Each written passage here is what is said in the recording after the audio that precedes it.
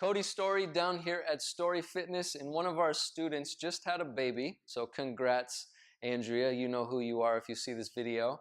And one of the things she has been concerned with is she's holding her baby every day in these same positions, and the wrist started to get a little funky and a little achy. So we've been addressing her wrist mobility. And then she sent me a text again today and said, hey, one of my friends is about to have a baby out in New York. What could I do to help her? Or do you have any videos explaining where she could get started? So what I'd like to do is take this time to address some basic wrist mobility drills. Whether you've just had a baby or not, this is helpful if you're a human and you have wrists, period. So if you're in the office and you're working with a mouse 24/7 or one of those little sketch pads and you're an artist and you're not taking your wrist through its full range of motion on a daily basis, or you're just doing the same thing over and over repetitively, day in and day out, and you're a human with wrist joints, like I said, this is for you. So let's call this phase one on how to get started just taking your wrist joints through their full range of motion on a daily basis. And this is the tutorial for you to teach you how. So you may need it, well, you will need a tennis ball in a second.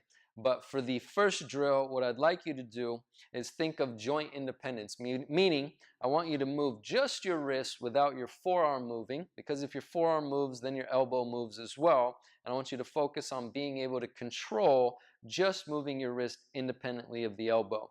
So you're going to bring one hand across your body, and you're going to place your thumb in between the two bones in the forearm. You're going to give it a nice pinch, and this is your vice grip. Elbow is going to be pinched into your side. That way the shoulder doesn't start doing anything weird as well. So you're going to vice grip the forearm. And what I'd like you to explore first is what range of motion do you have by pulling your fingers to your forearm, and make sure that your fingers stay straight, and then try to pull your palm to your forearm after that.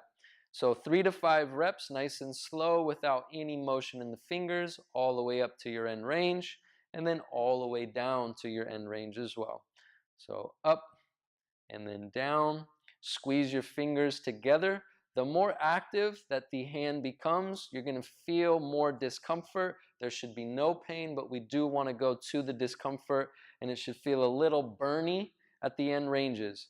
Especially when you pull your palm to your forearm, this stuff might even want to cramp if you haven't been addressing your wrist mobility. Then where we're going to take it is all the way outside and then all the way inside, keeping your palm flat or parallel to the floor.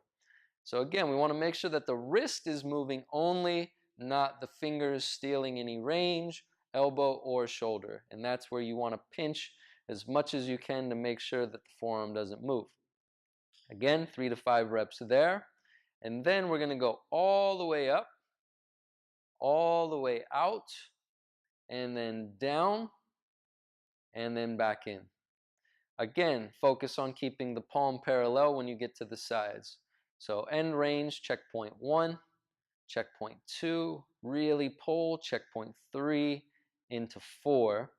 Most of the time, people's forearms are going to want to do this, and that's the compensation. That's the rotation at the elbow that we don't want. So keep pinching. 1, 2, 3, 4, and then smooth it out. For those 3 to 5 reps, trying to make the best circle that you can, searching for those outer limits. Last one in this direction. Hold, reverse. 1, 2, out 3, up to 4. Really explore those outer limits. Keep pinching the elbow in. No involvement or motion from the fingers. As you get to those sides, still focus on palm parallel to the floor. The sides aren't going to have a whole lot of range of motion, but really focus on the top and the bottom of that circle. Last one, all the way up. So keep it slow so that way you can focus on control, because when you go fast, you're probably going to miss some ranges of motion that you have, and it's going to be maybe a little glitchy, and we want to start to iron that stuff out. The next phase, I'm going to add or increase neural drive, which is going to be some internal force that we're going to load or place into the wrist without adding any external load. So you're going to have a tennis ball. It's light. Yeah, you could say it's external load, but not really. But you're going to work on the same ranges, but starting with palm up, place the ball in the middle of the palm, wrap your fingers around it. Same setup, no motion in the shoulder or the elbow, so pinch elbow in. And I want you to start by going up and then down again. Because you're squeezing the ball, you're going to have less range of motion than when your fingers were extended. But just explore those end ranges. Again, no pain or pinching. If there is, you're going to have to seek out more help to address that. So this could be used as an assessment as well. But how far up can you go? And then how far down can you go?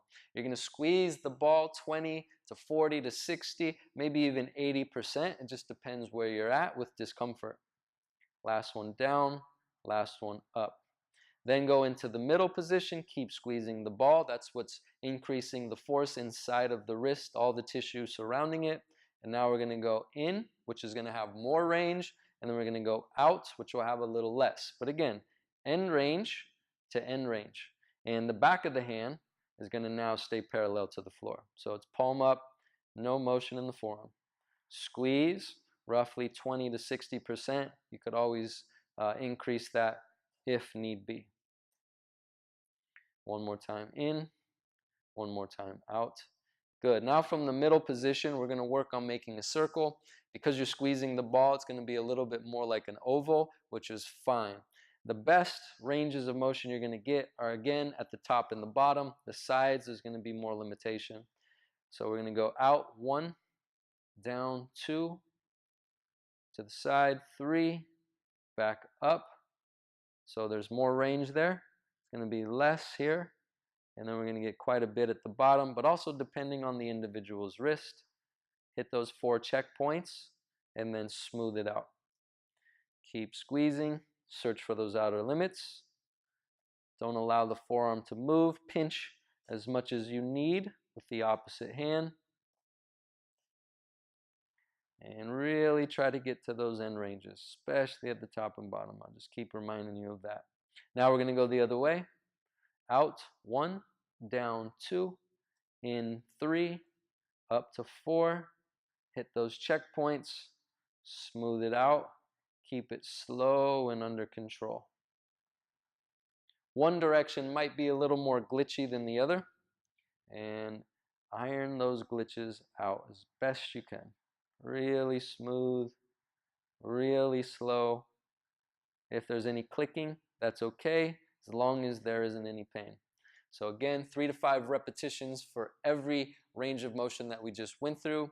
The tennis ball will be level 2 to start increasing force or neural drive, and then there'll be other layers to come from this video, but for now, this is where you can get started. Basic lines, top to bottom, left to right, and then combine those checkpoints and turn them into circles. I'll see you in your next video. I hope this helps you address your wrist mobility.